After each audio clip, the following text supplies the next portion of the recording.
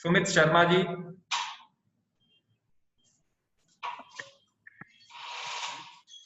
नमस्कार सर।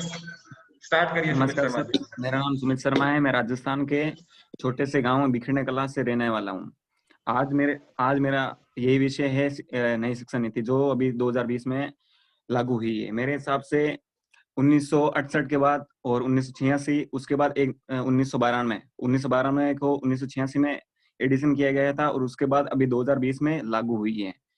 मेरे हिसाब से हर इंसान के जीवन में शिक्षा का बहुत बड़ा रोल होता है। उसके हिसाब से जहां तक जाता है कि मानव शिक्षा मंत्रालय जो कि रमेश पोखरियाल जी हैं, उनके उनके कार्यकाल के दौरान अभी नई शिक्षा नीति लागू हुई है।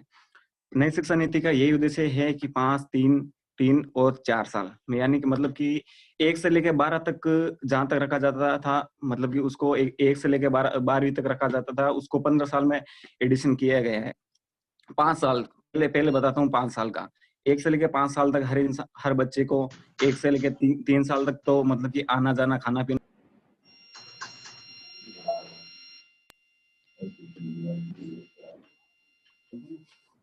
Hello sir. Please continue. Sir मेरी आवाज आ रही थी आपको? प्लीज कंटिन्यू, आप आवाज आ रही है, आप प्लीज कंटिन्यू करिए। हाँ, तो 5 साल तक रहा तो एक से लेकर 3 साल तक हर बच्चे को खाना पीना, मतलब कि बच्चे को रुचि बढ़ाने में 3 साल तक रखेंगे। उसके बाद 2 साल रहेंगे तो उस बच्चे को 1 से लेकर दूसरी तक रखेंगे। उसके बाद 3 साल, अगले 3 सालों में उस बच्चे को के ऑप्शनल लैंग्वेज के हिसाब से रखा जाएगा। उसके बाद 3 साल के बाद मिडिल स्टेज उसको बोलते हैं, उसमें से कंप्यूटर का ज्ञान, वोक्शनल सब्जेक्ट उसके हिसाब से, जैसे कि किसी को सिलाई में, किसी को माली बनना है या फिर बड़ाई कुछ भी करना है, उसके हिसाब से उसको नॉलेज रखा जाएगा। उसके बाद चौथी साल में उसको सेकेंडरी स्टेज बोला जाता था, उसको जिसमें से फॉरेनर लैंग्वेज, जिस किसी बंदे का या फिर किसी लड़की का फॉरेनर लैंग्वेज में अगर रुचि है तो उसके हिसाब से उसको इसमें डिवाइडेशन कर दिया जाएगा। ग्रेजुएशन लेवल पे उसको, जैसे कि 4 साल की ग्रेजुएशन होती थी, उसके हिसाब से बीए, बीएससी, बीकॉम, तो बीएससी, बीकॉम और बीए, जैसे साइंस वाला बीएससी भी कर सकता है और बीए भी कर सकता है और बीकॉम वगैरह। ये जो होने से पहले उसको नई शिक्षा नीति में ये एडिशन किया गया कि मतलब कि पहले साल, जैसे कि उसको सर्टिफिकेट ग्रेजुएशन बोला जाता है। जैसे कि पहले क्या होता था कि 4 साल कंटिन्यू करने के बाद हर इंसान को ग्रेजुएट बोला जाता था, जैसा कि इसमें नहीं रखा गया है। अगर कोई व्यक्ति किसी कारण वजह से, जैसे कि फाइनेंशियल प्रॉब्लम, उसके हिसाब से जो रखा जाता है, जैसे कि किसी बंदे के फाइनेंशियल प्रॉब्लम हो गई और वो 1 साल तक कंटिन्यू पढ़ाई करके, मतलब ग्रेजुएशन 1 साल उसने सर्टिफिकेट ग्रेजुएशन की डिग्री ले ली, तो वो ग्रेजुएट कहलाएगा। दूसरे साल को उसमें से बोला जाएगा डिप्लोमा ग्रेजुएशन। डिप्लोमा ग्रेजुएशन में ऐसा रखा गया है कि 2 साल तक अगर कोई बंदा, ये लड़का या फिर लड़की किसी को ये करना चाहता है कि मतलब कि ग्रेजुएशन तो 1 साल करने के बाद उसमें से आ जाएगा, दूसरे साल में क्या होगा कि उस डिग्री को डिप्लोमा ग्रेजुएशन बोला जाएगा। डिप्लोमा ग्रेजुएशन बोलने के बाद अगर 4 साल, ये जरूरी नहीं है कि 4 साल करने के बाद ही वो ग्रेजुएशन बोला जाएगा, 2 साल करने के बाद वो भी ग्रेजुएशन बोल जाएगा। अगर किसी लड़के या फिर लड़की किसी की फाइनेंशियल प्रॉब्लम होने की वजह से अगर वो ड्रॉप कर सकता है और 10 साल बाद वापस कर सकते हो, उसको वहीं से स्टार्ट करना पड़ेगा। तीसरी बार उसको बोलते हैं डिग्री ग्रेजुएशन। जैसे कि आजकल कॉम्पिटिटिव एग्जाम प्लस जॉब वगैरह की करने के लिए 3 साल तो मिनिमम करना पड़ेगा। अगर किसी को आगे चल के जॉब प्लस और कॉम्पिटिटिव एग्जाम की तैयारी करनी होती है तो 3 साल तक करेगा। चौथे साल में इसमें क्या होगा कि रिसर्च ग्रेजुएशन, 4 साल होने के बाद ये सब कुछ रहेगा। उसके बाद एक पोस्ट ग्रेजुएशन के लिए लेवल रखेगी, जिसमें से 1 या फिर 2 साल की ग्रेजुएशन रखेगी, जैसे कि थैंक यू एमए और एमएससी। टाइम ओवर हो गया है, please. Thank you. Thank you. Nikita Jangir ji. सभी कैंडिडेट से निवेदन है, अपना ऑडियो वीडियो म्यूट रखें, ऑफ रखें। प्लीज आप हेल्प करें इस प्रोसेस को कंप्लीट कराने में। ये मनीर मलिया जी कौन है? Please Karamvir ji video off रखें, आप सभी ऑफ रखें। निकिता जांगीर जी हैं?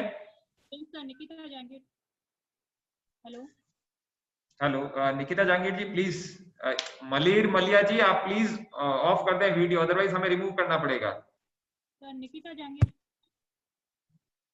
सर। निकिता जी आप अपना आपका वीडियो ऑन है? हाँ जी सर। बट डिस्प्ले नहीं हो रहा है। वीडियो ऑन है। एक second.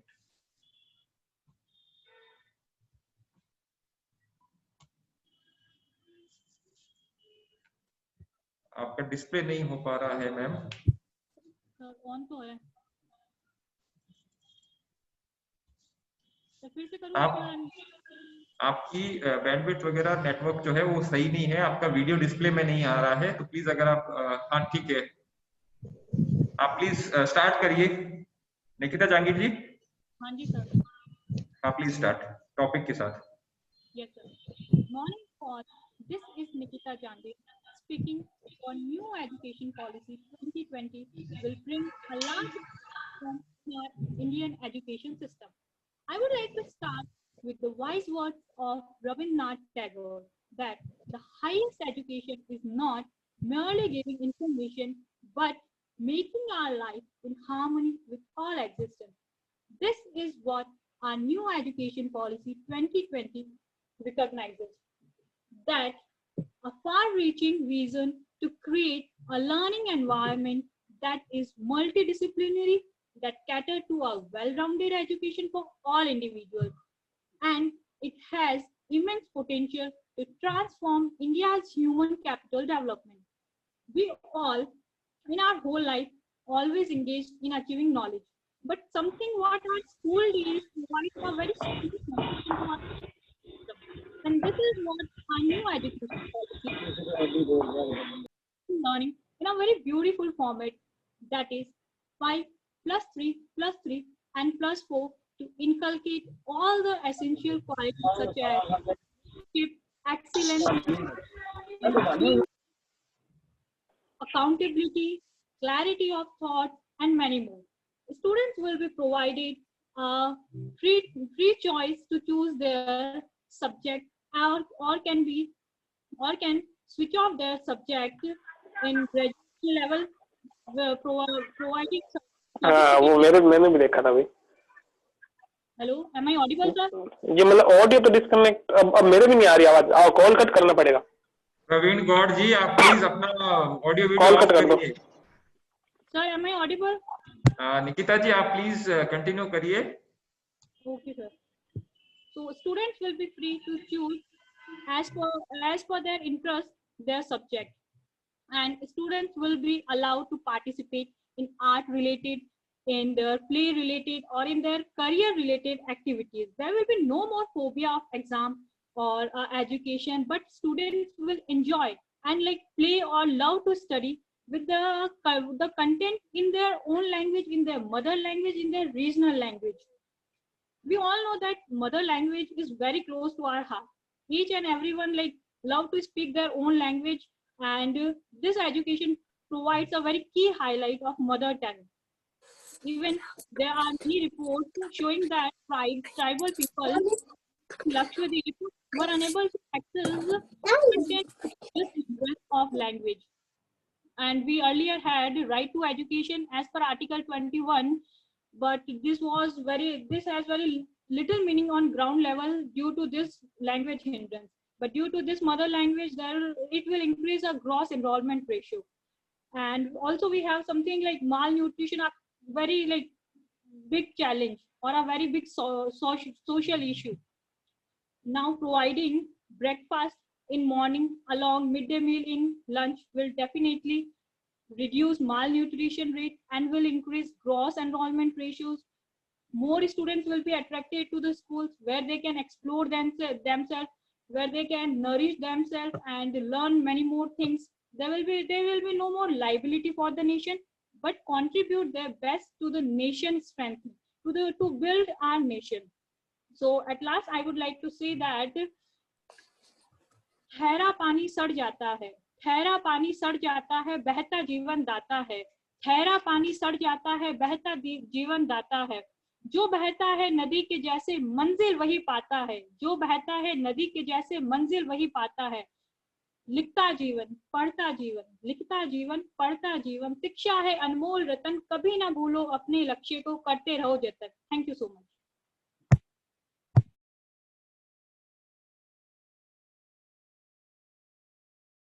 Thank you Nikita ji. जो भी कैंडिडेट्स बीच में जुड़ रहे हैं, प्लीज सर रिक्वेस्ट चूरू है का नंबर कब आएगा? ऑडियो वीडियो ऑफ रखें। हमने आपको सीक्वेंस बताई है, आप प्लीज सुन लीजिए एक बार फिर से। नागौर का हो चुका है, नागौर के बाद में बाड़मेर जिले का होगा, उसके बाद जालोर का होगा, फिर हनुमानगढ़ का होगा। मैं समय के साथ बता देता हूँ। बाड़मेर अपन प्रारंभ करने जा रहे हैं, जो 12 बजे तक खत्म होगा। 12 से 12:30 के बीच जालोर वालों का नंबर आएगा। 12:30 से 1 हनुमानगढ़, 1 बजे से 1:30 बजे के बीच बीकानेर, 2 बजे से लेकर के 2:30 बजे तक चूरू का, और 2:30 से 3 गंगानगर, और उसके बाद जैसलमेर और जोधपुर। तो आप प्लीज पेशेंस बनाए रखिए। जो जो टाइम स्लॉट बताया जा रहा है, आप तब तक अपने आप को म्यूट रखिए, अनम्यूट रखिए। अदरवाइज फेसबुक लाइव के थ्रू आप जुड़ जाइए, यहाँ पे आप इंटरफेरेंस ना करें। एक बार ऑडियो जोधपुर वीडियो का वापस प्लीज करना म्यूट है। रखें। फेसबुक लाइव पे भी हमने इसको चला रखा है, आप वहां पे भी देख सकते हैं, और अदर अपने जो फ्रेंड्स हैं उनको कह सकते हैं कि वो वहां पे जुड़ जाएं। ऑडियो वीडियो जोधपुर का कब होगा, एक बार वापस बताएं। नागौर हो चुका है, इसके बाद बाड़मेर सर चूरू 11:30 का से टाइम 12। बताइए। सर जोधपुर का नागौर टाइम बताइए नागौर सर, से सुनील जोधपुर का। खंडाव का नाम नहीं आया सर अभी मेरा। बोल रहे हो sir, sir? Ganganagar, sir Ganganagar 3 बजे का श्योरली सर। सर नागौर आप से सभी मैं लोग अभी जुड़ा हूँ पेशेंस सर। रखिए। जिनका नंबर निकल चुका है उनका लास्ट में लिया जाएगा, केवल एक ही बार नाम बताया जाएगा। आप यहाँ पे हल्ला गुल्ला ना करें, सर बता दिया जोधपुर गया का है। एक बार टाइम बताएं, सबसे बनाए लास्ट रखिए, में। शांति बनाए रखिए, एकता बनाए रखिए बीच में। प्लीज सभी शांति बनाए रखिए। नंबर सभी का आएगा, एक एक करके आएगा, और आप बीच में इंटरफेरेंस ना करें प्लीज। बाड़मेर का स्टार्ट करने जा रहे हैं। सर मैं शुरू से जुड़ रहा हूँ, नागौर से सुनील खंडाव का नाम नहीं आया सर अभी तक। देखिए, जिन लोगों का स्क्रीनिंग के बाद में नाम हमारे पास में आया है उनका नाम हमने बता दिया है। उसके बाद भी अगर कोई नाम की गुंजाइश रहेगी तो उन्हें हम लास्ट में लेंगे, जैसा हमने आपको पहले बताया है। सर अगर मैं आपकी जोधपुर स्क्रीनिंग से नहीं हूँ, हुई तो है, 3 बजे नंबर आएगा जोधपुर से। जोधपुर का समय 3 बजे के बाद रहेगा, तो उसी समय आप जुड़ना चाहें तो जुड़ जाए, अगर आपके पास डेटा का सर नागौर में जिनका नाम नहीं आया जब तक मालूम नहीं आएगा सर जैसलमेर सर। आप प्लीज पेशेंस बनाए रखिए, इंस्ट्रक्शंस को फॉलो करिए। जैसे हम चल रहे हैं हमें चलने दीजिए। एक एक कैंडिडेट की क्वेरी हम यहाँ क्वेंच नहीं कर सकते। बाड़मेर डिस्ट्रिक्ट का स्टार्ट करने जा रहे हैं। जयश्री छंगानी जी प्लीज। जैसलमेर 3 बजे के बाद में रहेगा। जैसलमेर 3 बजे के बाद रहेगा, बिल्कुल। जयश्री जैसलमेर छंगानी जी बाड़मेर जी, से। हेलो हेलो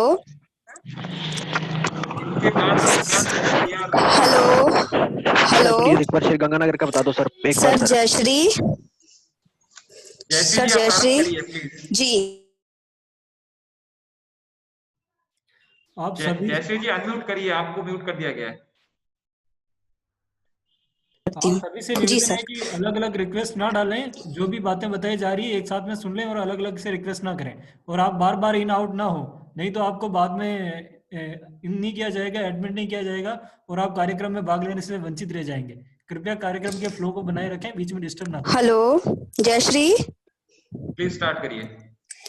नमस्कार, मेरा नाम जयश्री है और मैं बाड़मेर से हूँ। मैं अपनी बात राष्ट्रीय शिक्षा नीति के ऊपर रखने आई हूँ। शिक्षा, शिक्षा का अर्थ, शिक्षा बना है शिक्ष धातु से, जिसका अर्थ होता है अग्रसर रहना। अब हम एक बार पुनः अपने टाइटल को उसके वास्तविक अर्थ के साथ बोलते हैं। राष्ट्रीय शिक्षा नीति, राष्ट्र को अग्रसर करने की नीति, और इस वाक्य से ही पता चलता है कि इसका कितना बड़ा महत्व है राष्ट्र के विकास में। भारत दुनिया का सबसे बड़ा लोकतंत्र, 121 करोड़ की जनसंख्या के साथ, जिसमें 30% विद्यार्थी हैं। बहुत जरूरी हो जाता है एक ऐसी शिक्षा नीति का होना जो गुणवत्तापूर्ण हो, और एक ऐसा ही उदाहरण हमें देखने को मिला राष्ट्रीय शिक्षा नीति 2020 में। महात्मा गांधी जी ने कहा था कि बालक की संपूर्ण और सर्वांगीण शिक्षा उसकी मानसिक, आत्मिक, सभी प्रकार की शिक्षा के साथ होती है। और अब मैं बात करने जा रही हूँ राष्ट्रीय शिक्षा नीति के कुछ महत्वपूर्ण तथ्यों की। राष्ट्रीय शिक्षा नीति के महत्वपूर्ण तथ्यों की शुरुआत हम प्राइमरी एजुकेशन के साथ करने जा रहे हैं। हम सभी जानते हैं कि प्राइमरी एजुकेशन के स्ट्रक्चर को चेंज कर दिया गया, 5+3+3+4 कर दिया गया। और इसके दो सबसे महत्वपूर्ण बदलाव जो मुझे लगे, और इसका पहला बदलाव तो शायद पूरी शिक्षा नीति में बहुत बड़ा है, वो ये है कि बच्चों के बैग के वजन को कम कर दिया गया। क्योंकि कहीं ना कहीं हम सभी कनेक्ट कर सकते हैं कि हम सभी इस बैग के बोझ के तले जरूर दबे हैं, और यह डिटेलिंग, ये छोटा सा बदलाव, ये बहुत बड़ा बदलाव साबित होगा। होगा। और दूसरा सबसे बड़ा बदलाव, ऑनरेबल प्राइम मिनिस्टर जी ने ये बात बोली थी कि बच्चों को न सिर्फ ग्लोबल सिटीजन बनाना है बल्कि साथ ही साथ संस्कृति के साथ भी जोड़े रखना है। और इसी बात का उदाहरण है कि 5वीं तक के बच्चों को क्षेत्रीय भाषा में शिक्षा दी जाएगी। आगे बढ़ते हैं और बात करते हैं 6ठी से लेकर 8वीं तक के बच्चों की। 6ठी के बच्चों के लिए कोडिंग की शुरुआत की गई है और व्यावसायिक ज्ञान की शुरुआत की गई है। कोडिंग हमारे लिए कितनी जरूरी है इसका एक उदाहरण हमें हाल ही में देखने को मिला। अभी न्यूज में बहुत चर्चा हुई थी, छोटा सा बच्चा जो कि 12 साल का था, उसने अपने दम पर कोडिंग सीखी और उसको अमेरिका से ऑफर्स आने लगे। तो सर सोचिए कि जब 6ठी क्लास का हर एक बच्चा कोडिंग सीख लेगा तो वो भारत के विकास को किस मुकाम पर लेके जाएगा। हम आगे बढ़ते हैं और बात करते हैं कि उन 2 क्लासेस की जो एजुकेशन इंडस्ट्री का सबसे बड़ा डर है सभी बच्चों के लिए, और वो डर है 10वीं और 12वीं बोर्ड कक्षाएं। लेकिन अब वो डर और नहीं रहने वाला क्योंकि ये डर अब सरल हो चुका है। सरकार ने 10वीं और 12वीं कक्षा की बोर्ड को सरल कर दिया है और इसका सबसे बड़ा प्रभाव ये पड़ेगा कि बच्चे जो है वो सेल्फ स्टडी पर फोकस कर सकेंगे, न कि कोचिंग्स के ऊपर डिपेंड रहेंगे, और जिसकी वजह से उनके पेरेंट्स को फाइनेंशियल क्राइसिस का सामना करना पड़ता था वो अब नहीं करना पड़ेगा। तो ये बहुत बड़ा परिवर्तन होगा। सर हम आगे बढ़ते हैं और बात करते हैं हायर एजुकेशन की। हायर एजुकेशन का सबसे बड़ा बदलाव हम जानते हैं, मल्टीपल कोर्सेज और एग्जिट के ऑप्शन दे दिए गए।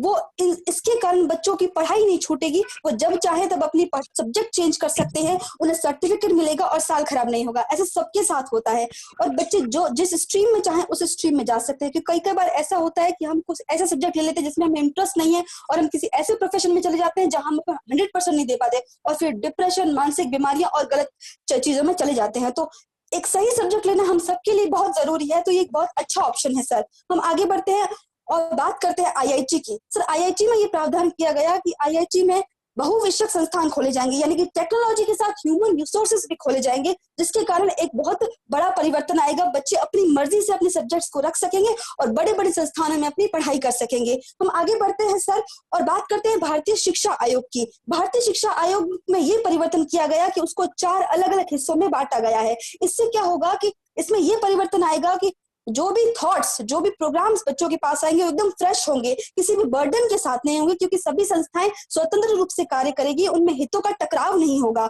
सर हम आगे बढ़ते हैं और बात करते हैं मेरे पर्सनल फेवरेट की, वो ये है कि टीचर्स के लाइफस्टाइल में उनके इसमें क्या बदलाव किया गया। सबसे बड़ा बदलाव सर टीचर्स के लिए।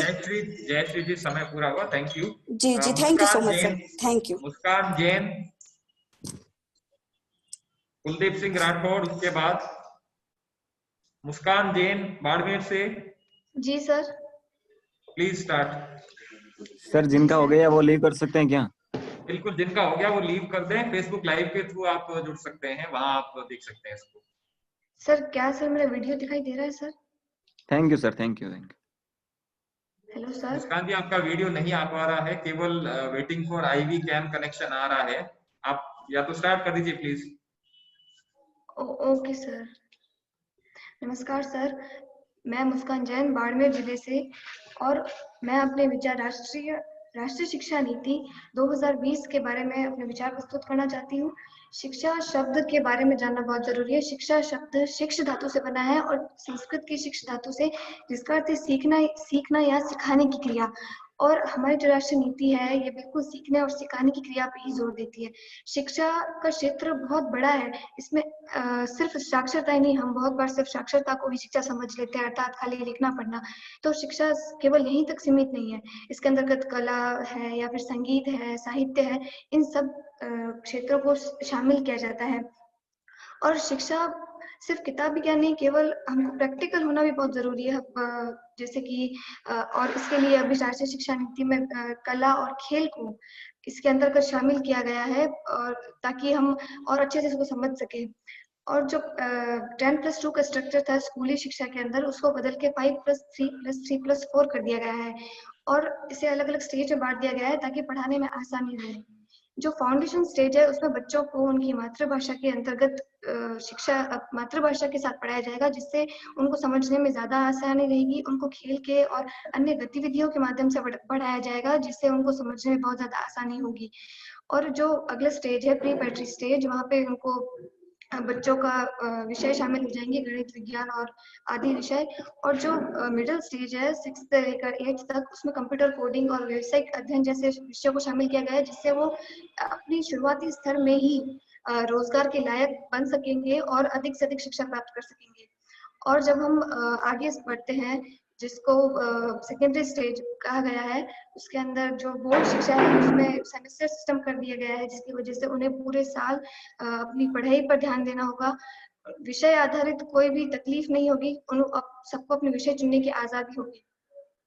और जब हम उच्च शिक्षा की बात करते हैं तो वहाँ पर स्ट्रीम सिस्टम अब हटा दिया गया है। जब हम आर्ट्स लेते थे तो सिर्फ आर्ट्स के ही सब्जेक्ट पढ़ने हैं, सिर्फ साइंस है तो साइंस के ही। लेकिन अब अगर किसी के आर्ट्स सब्जेक्ट है तो वो साइंस का भी कोई भी सब्जेक्ट जो उनको पसंद है पढ़ सकते हैं। अगर किसी के कॉमर्स है, अगर उनको साइंस में इंटरेस्ट है तो वो लोग एक भी सब्जेक्ट पढ़ सकते हैं। तो ये बहुत अच्छी बात है। और इसके अलावा मेन बात ये भी है कि उच्च शिक्षा में मल्टीपल एंट्री और मल्टीपल एग्जिट वाली जो बात रखी गई है, जिसमें अगर यदि किसी व्यक्ति को किसी परिस्थिति के कारण अपनी पढ़ाई बीच में छोड़ देनी पड़ रही है तो इससे उनको किसी बात का नुकसान नहीं होगा। अगर उन्होंने 1 साल का किया है तो उन्हें सर्टिफिकेट दिया जाएगा, डिप्लोमा की डिग्री। दूसरे साल में अगर उन्होंने 2 साल कंप्लीट किया है, इस तरह की डिग्री उन्हें दे दी जाएगी और एक निश्चित समय के बाद वो जब चाहे तो अपना फिर से ज्वाइन कर सकते हैं। और इसके अलावा भारतीय संस्कृति और उसको जानने के लिए एक भारत श्रेष्ठ भारत प्रोजेक्ट जैसा बहुत अच्छा प्रोजेक्ट इसमें शामिल किया जाएगा, जिससे हम अधिक से अधिक भारत की संस्कृति के बारे में जान सके। भारत की संस्कृति इतनी विशाल है, पूरे विश्व में बहुत प्रसिद्ध है, भारतीय दर्शन पूरे विश्व में बहुत प्रसिद्ध है, लेकिन हम उनके बारे में उतनी अच्छे से परिचित नहीं है जितना हमें होना चाहिए। और उसके लिए बहुत जरूरी था कि इसके अंदर इस प्रोजेक्ट को शामिल किया जाए, जो कि इसमें किया गया है। और संस्कृत, पाली, प्राकृत और ऐसी भाषा जो बिल्कुल पिछड़ गई थी, उन भाषाओं को इसमें बढ़ावा देने का कार्य किया गया है। और संस्कृत एक ऐसा विषय है जिसमें इतने सारे विषयों का समामेलन है, जैसे कि वास्तुशास्त्र हो या आयुर्वेद हो या सांख्य ज्ञान हो, सब कुछ शामिल है संस्कृत, और इसको बढ़ावा मिलना बहुत जरूरी था।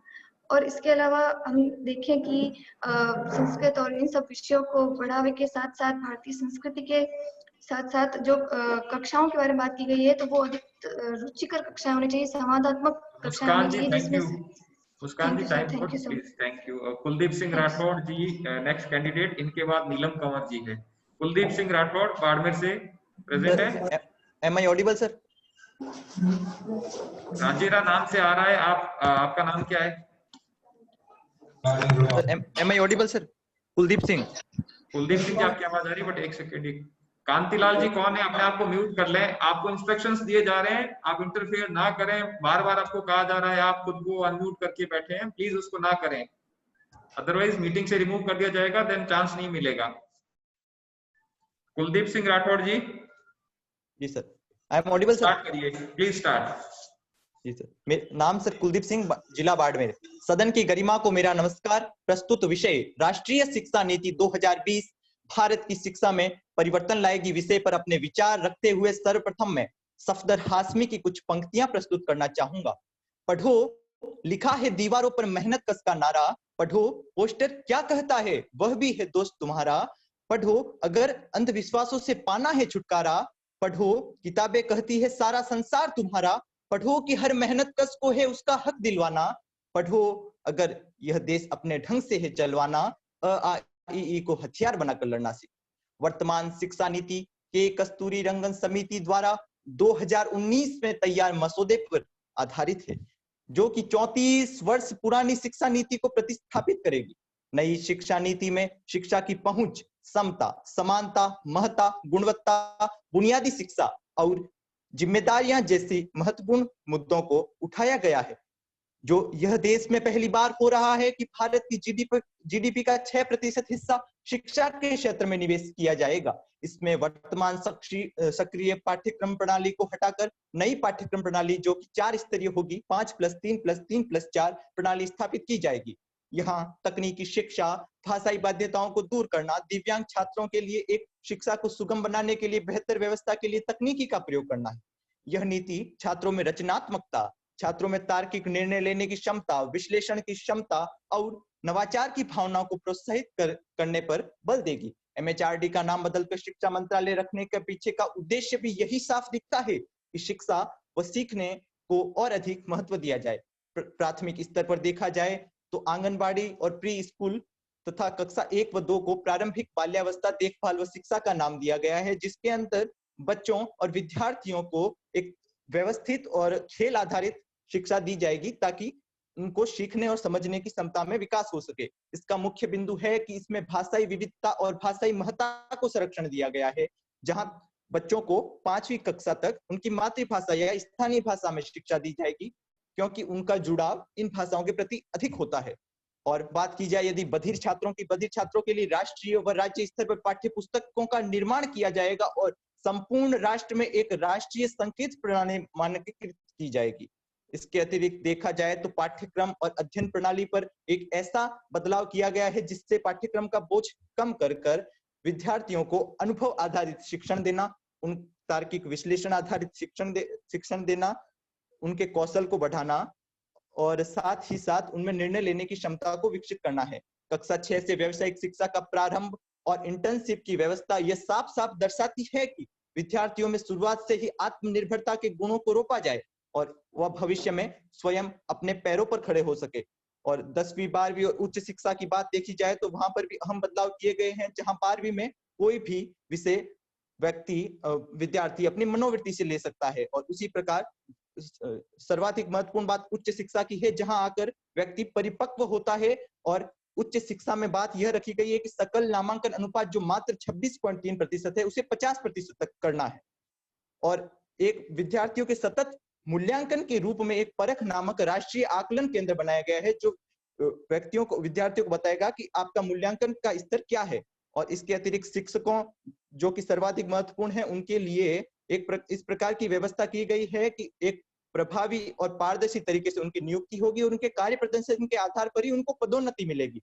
और अंत में नेल्सन मंडेला जी की बात से मैं समापन करना चाहूंगा कि नेल्सन मंडेला जी ने कहा है कि राष्ट्र का सबसे सिद्धकारी हथियार होता है शिक्षा।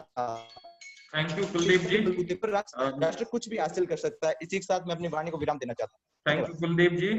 नीलम कंवर जी बाड़मेर से। Sir, am I audible? Yes, please start.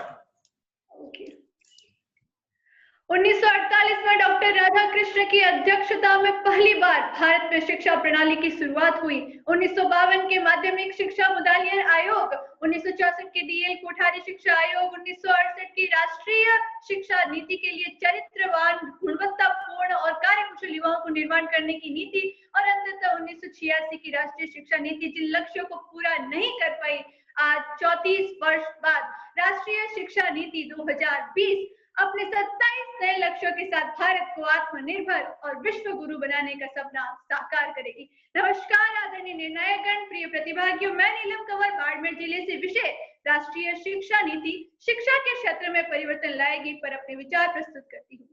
शिक्षा का अधिकार अधिनियम 2009 को अब विस्तृत करके 18 वर्ष तक कर दिया गया है। इसका तात्पर्य यह है कि मानव क्षमता का पूर्ण प्रयोग करने, न्याय संगत व न्यायपूर्ण समाज की रचना करने और राष्ट्र और समाज का ऐसा विकास करना जहां गुणवत्तापूर्ण शिक्षा हो, जहां सार्वभौमिक स्तर तक सबकी पहुंच, वैज्ञानिक उन्नति हो, राष्ट्रीय एकीकरण और सांस्कृतिक प्रगति और उसकी आर्थिक विकास को सुनिश्चित किया जा सके।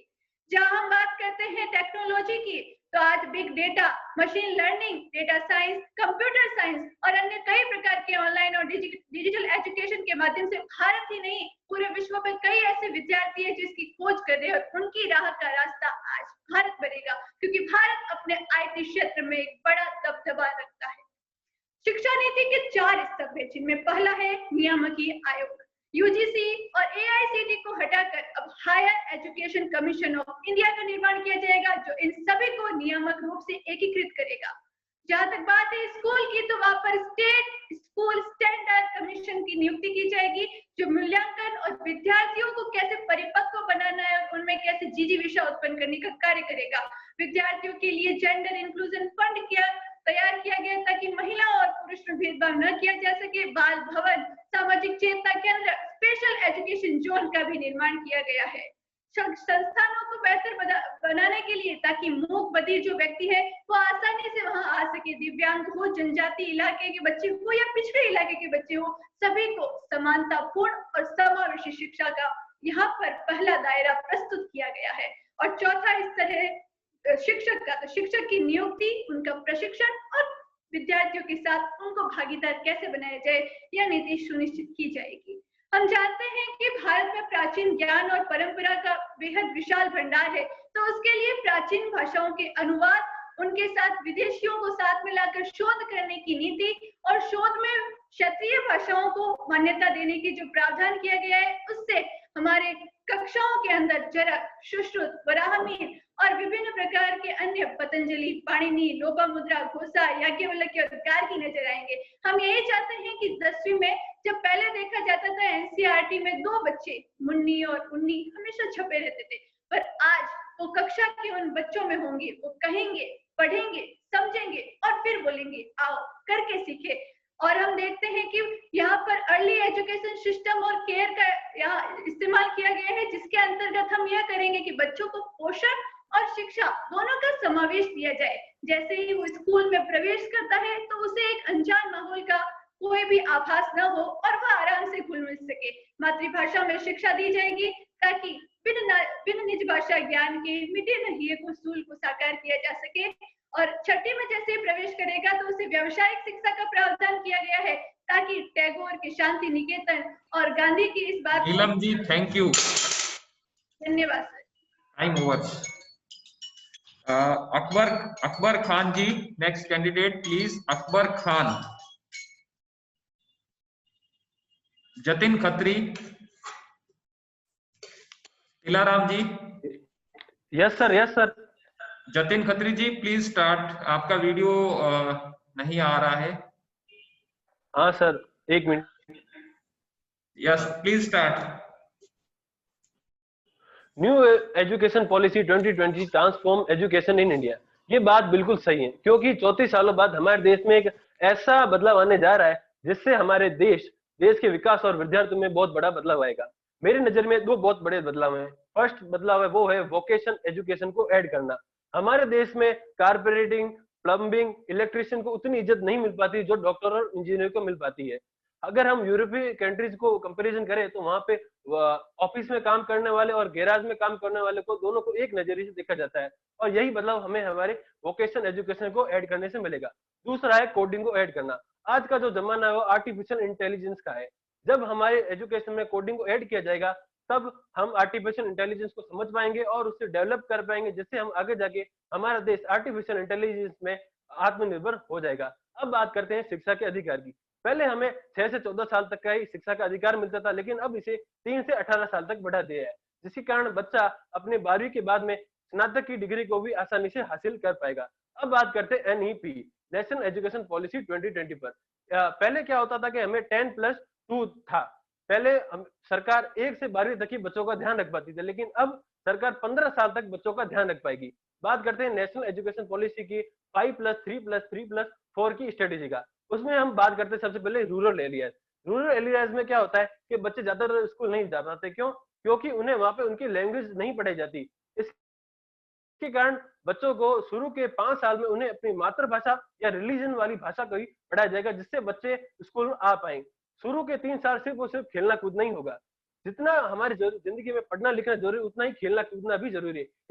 इससे जरूर ऐड किया, जैसा हमारा फिट इंडिया, उसी तरीके से हमारा खेलना कूदना बहुत जरूरी है। शुरू के 3 साल बच्चों को सिर्फ खेलना कूदना सिखाया जाएगा, जिसके कारण बच्चों का स्कूल आने का रूटीन बन जाए। इसके बाद जो फर्स्ट और सेकंड क्लास होगी उसमें बच्चों के ऊपर कोई भी एग्जाम नहीं होगा, मतलब बच्चों को सिर्फ सिखाया जाएगा और उनपे कोई भी एग्जाम का प्रेशर नहीं होगा, जिससे बच्चे शुरू के 5 साल बिल्कुल टेंशन फ्री रहेंगे, उन्हें स्कूल आने की बिल्कुल आदत सी हो जाएगी। बाद में आता है 3, 4, 5 क्लास। इसके अंदर बच्चों को एक्टिविटी प्लस स्टडी कराई जाएगी, जैसे बच्चों को पहाड़े याद करना है तो उसे एक गेम के थ्रू पहाड़े याद करना सिखाएंगे। जैसे उसे जोड़ बाकी करना है तो केविलोन नाम का इंस्ट्रूमेंट आता है, उससे उसे जोड़ बाकी करना सिखाया जाएगा। इस तरीके से बच्चों को एक्टिविटीज के साथ स्टडी सिखाई जाएगी और इसमें इनके एग्जाम भी स्टार्ट हो जाएंगे और इनमें इनको इंडियन लैंग्वेज में इनको ये सिखाया जाएगा 3, 4, 5 क्लास। इसके बाद आता है +3, जिसमें हमें 7, 6, 7, 8 क्लास होगी। इसमें शिक्षा 2 स्तर में बढ़ जाएगी। हमारे कुछ जो बच्चे होते हैं जिन्हें मैथ्स और साइंस में कमजोर होते हैं, वो मैथ्स साइंस के कारण आगे बढ़ नहीं पाते। जो बच्चे साइंस या टेक्नोलॉजी में अपना करियर बनाना चाहते हैं, उन्हें उनके लिए एडवांस मैथ होगी, और जो उनमें करियर नहीं बनाना चाहते उनके लिए बेसिक होगी। इसके कारण जो कमजोर बच्चे होंगे उन्हें भी आगे बढ़ने का मौका मिलेगा। अब आते हैं हमारा जो 6, 7, 8 क्लास में हमारे को कोडिंग भी सिखाई जाएगी। इसमें वोकेशन एजुकेशन भी दिया जाएगा, मतलब जिस बच्चे को अगर लॉयर बनना है तो वो लॉयर के पास जाके इंटर्नशिप कर सकता है, वो भी उसके एक एजुकेशन का ही एक पार्ट होगा। जैसे किसी को कारपेंटर बनना है तो वो वहां जाके एक इंटर्नशिप ले पाएगा, जिससे उनको आगे जाके 12वीं के बाद में अगर वो अगर एजुकेशन नहीं कर पाता है तो उसके पास एक स्किल होगी जिसके कारण वो अपनी आमदनी कर पाएगा। तो इसका भी एक ध्यान रखा गया है। अब बात करते हैं 4 9th 10th 11th 12th, ये एक होगा। इसमें जो सरकार ने कहा है अब बोर्ड एग्जाम नहीं होंगे, हर साल 2 बोर्ड एग्जाम होंगे। मतलब ये सुनने में बात थोड़ी लगती है कि हर साल 2 बोर्ड एग्जाम, लेकिन ये बहुत ही ज्यादा सरल होंगे, क्योंकि जो पहले हमारे जो लास्ट में जाके बच्चों में प्रेशर पड़ता था कि एग्जाम में अब पढ़ना स्टार्ट करें, अब 6-6 महीने में एग्जाम होंगे और इसके अंदर बच्चों को खुद को सब्जेक्ट चुनने का मौका मिलेगा। अगर हम देखें जो बांध बनाने वाला इंजीनियर होता है तो उसे मैथ्स, केमिस्ट्री, फिजिक्स के अलावा उसे ज्योग्राफी का भी Jatin ji time over. Thank you Jatin ji, thank you, time over. Thank you sir. Tilaram ji. Paras Singh ji sir, Tilaram. हाँ प्लीज स्टार्ट। आज की इस युवा संसद में समस्त पदाधिकारी व जुड़े हुए नवयुवकों को मैं प्रणाम करता हुआ इस युवा संसद में उन्नत भारत अभियान पर मेरी बात रखना चाहता हूं कि जैसा हम जानते हैं कि 20वीं सदी में राष्ट्रपिता महात्मा गांधी जी ने अपनी किताब हिंद स्वराज में लिखा था कि भारत की आत्मा गांवों में बसती है। जब तक गांवों को हम समृद्ध व सशक्त नहीं बना सकते तब तक भारत को विकासशील से विकसित देखना हम उचित नहीं समझेंगे। इसलिए गांवों को मूलभूत आवश्यकताओं के लिए खुद पर निर्भर व उनकी मूलभूत सुविधाएं गांवों में ही संपन्न हो जाएं, वहीं पर मिल जाएं। इसलिए गांवों को समृद्ध व सशक्त बनाने के लिए हम भारत को विकसित बना सकते हैं। इसलिए इसी महात्मा गांधी की विचारधारा को धरातल पर देखने के लिए मानव संसाधन विकास मंत्रालय भारत सरकार ने 2014 में एक अभियान चलाया, उन्नत भारत अभियान। उन्नत भारत अभियान की शुरुआत 2014 में भारत सरकार ने की। उन्नत भारत अभियान के तहत भारत के वे शिक्षण संस्थान जिनके पास पहले से ही ग्रामीण विकास कार्यों के लिए आधारभूत ज्ञान एवं संरचनात्मक ढांचा और पर्याप्त एवं उचित अनुभव हैं, क्षेत्रीय समन्वयक संस्थानों के रूप में चिन्हित किया गया है। भारत के उच्च शिक्षण संस्थानों को IIT दिल्ली को इस कार्य का समन्वित संस्थान बनाया गया है। स्वदेशी विकास के माध्यम से ग्रामीण समूहों को आत्मनिर्भरता एवं संपोषण की अवस्था प्राप्त कराने की प्रक्रिया देश के प्रतिष्ठित एवं उच्च शिक्षण संस्थानों को सम्मिलित करना है।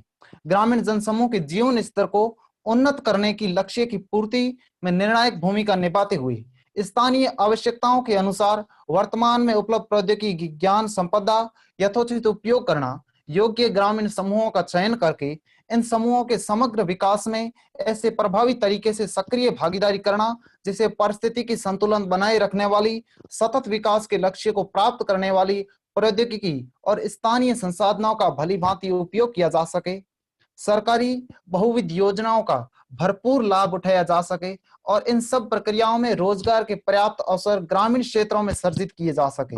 उन्नत भारत अभियान को प्रथम संस्करण को बेहतरीन व सफलतम संचालन के लिए भारत सरकार ने 25 अप्रैल 2018 को यूबीए का दूसरा संस्करण जारी किया, जिसमें ग्रामीण क्षेत्रों में स्वास्थ्य, शिक्षा के साथ साथ जैविक खेती, अक्षय ऊर्जा स्रोत, जल संसाधन के क्षेत्र में सुनियोजित तरीके से काम चल रहा है। विषय विशेषज्ञ समूह द्वारा तकनीकी संसाधनों के चयन हेतु प्रौद्योगिकी 1 लाख रुपए और ग्रामीण में विद्यमान किसी भी समाधान के लिए अनुकूलन के लिए 50,000 रुपए की वित्तीय सहायता भारत सरकार द्वारा उन्नत भारत अभियान के तहत ग्रामीण जनों को व ग्राम पंचायत को दी जा रही है। हम सब जानते हैं कि भारत की 70% आबादी कृषि क्षेत्र में काम करती है, वो गांवों में रहती है और इन क्षेत्रों में स्वास्थ्य, शिक्षा और आय और सार्वजनिक सेवाओं की उपलब्धता में असमानता है। इसलिए उन्नत भारत अभियान को समझ से शुरू किया गया है। ग्रामीण विकास के बिना भारत अपनी विकास क्षमता को बेहतर ढंग से हासिल नहीं कर सकता है और न ही दुनिया में अपनी सक्षम व विकसित स्थिति को हासिल कर सकता है। ये दावा नहीं कर सकता है कि भारत विकसित है जब तक हम ग्रामीण क्षेत्रों को समृद्ध व सशक्त नहीं बना सकते हैं। इसलिए और मैं सरकार से ये कहना चाहूंगा कि भारत को विकसित बनाने के लिए, समृद्ध बनाने के लिए, एक मजबूत राष्ट्र बनाने के लिए ग्रामीण क्षेत्र के अंदर आज भी कई कमियां हैं। शिक्षा के क्षेत्र में ग्रामीण क्षेत्र आज भी पिछड़े हुए हैं। उनके लिए शिक्षा के नवसर्जित आयाम स्थापित करे। जब ग्रामीण क्षेत्र शिक्षित होगा, स्वास्थ्य के क्षेत्र में उन्नति प्राप्त करेगा, तभी भारत एक विकसित राष्ट्र कहलाएगा। और उन्नत भारत अभियान के बाड़मेर जिले का समाप्त